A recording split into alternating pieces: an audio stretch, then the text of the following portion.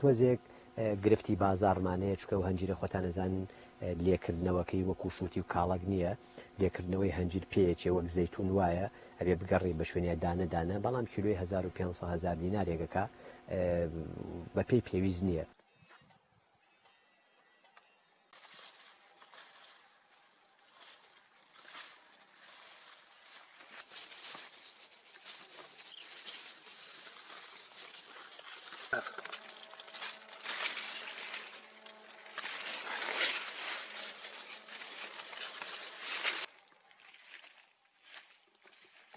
سیارەکەیشی باش بوو ساڵ لە سەرتاوە لە 2500 تا وردەورداتە بۆ 1000 دینار و 1500 و 2000 تر بە پێی جوانی و ناشرینی هەنجیرەکەشە بە پێی تامی هەنجیرەکە هەیە.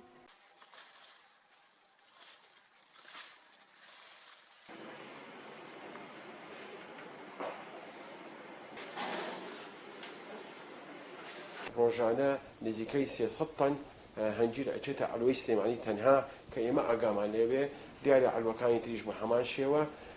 نەکەر ئەوە بگرێت لەبەر ئەوەی کە بەرهەم زۆر بووە عەرز زۆر بووە کەواتە لە ئەنجامە نرخیشی دابەزیوە پار نرخی هەر کیلۆیەکی 3 تا 4000 بوو ئەم ساڵ لە بین 750 لە نێوان 750 تا 1000 دینارە